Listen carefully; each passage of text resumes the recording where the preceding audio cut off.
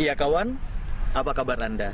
Saya Walden, senang kembali punya kesempatan untuk menjumpai Anda. Saya mulai dengan sebuah ilustrasi. Ada sekawanan lalat sedang berkerumun di bak sampah dan mereka sedang asik menikmati makan siang mereka. Tiba-tiba ada seekor lalat yang masih muda, dia melihat di seberang tempat sampah itu ada sebuah rumah yang sangat megah, sangat bagus, dan sangat mewah.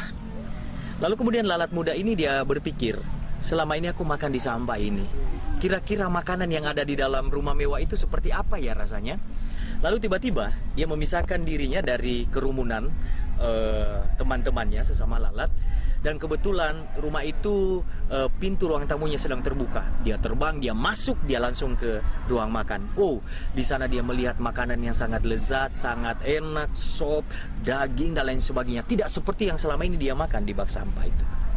Lalu kemudian dia makan sekenyang-kenyangnya. Dan setelah dia kenyang, dia hendak memamerkan kehebatannya telah menembus ruang tamu. Lalu kemudian sampai ke dapur, dia hendak memamerkan itu kepada teman-temannya dan dia hendak terbang keluar. Tetapi sayang, ternyata pintu di ruang tamu itu sudah ditutup. Lalu kemudian dia melihat ada cahaya masuk, dia terbang ke sana. Ternyata dia menabrak kaca jendela. Dia pikir itu jalan keluar, tetapi ternyata itu ada kaca di situ. Dan dia tidak bisa untuk keluar. Kemudian dia mencoba lagi menabrakkan dirinya berulang-ulang. Lalu setelah dia capek menabrakkan dirinya di kaca itu, kemudian dia mulai mencari, dia berjalan di sekitar kaca itu mencari celah untuk dia bisa keluar. Tetapi kemudian dia tidak bisa menemukan jalan keluar itu.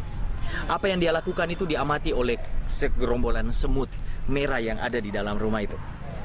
Lalu kemudian tiba-tiba lalat ini kehabisan tenaga, energi dan dia jatuh pingsan di lantai. Besok pagi rombongan semut datang. Mereka sedang mencari makan seperti biasanya. Lalu ketika mereka melihat lalat yang sedang sekarat, mereka langsung menuju ke situ dan mereka menggotong lalat itu mau dibawa ke tempat persembunyian mereka.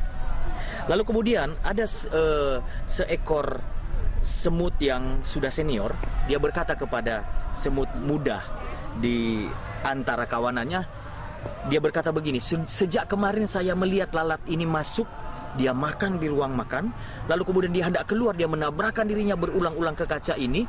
Saya mengamat-amati, lalu dia mencari celah untuk keluar dan dia tidak mendapatkannya. Dan saya sudah prediksi, dia pasti jatuh dan besok kita akan makan dia menjadi mangsa. Lalu kemudian semut junior bertanya kepada semut yang sudah senior ini. Dia bertanya begini, kalau dia sudah berusaha, kenapa dia tidak bisa keluar? Bukankah dia sudah berusaha dengan sangat maksimal? Lalu kemudian semut senior ini berkata, anak muda, kalau engkau menghendaki hasil yang berbeda, tidak mungkin engkau mendapatkannya dengan melakukan hal yang sama.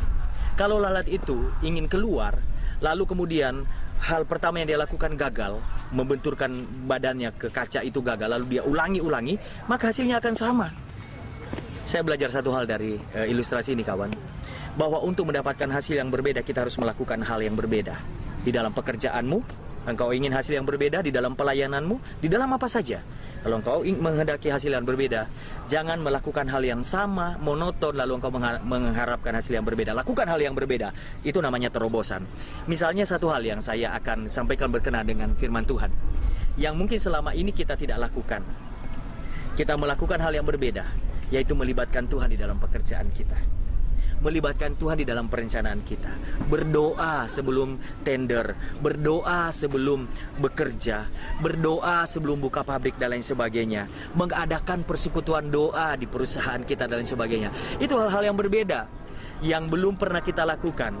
Dan saya percaya ketika engkau melakukannya akan ada hasil yang berbeda. Sebab dikatakan di dalam Mazmur pasal yang ke-34 ayat yang ke-9, ayat yang ke-8 mulai, kecaplah dan lihatlah betapa baiknya Tuhan itu.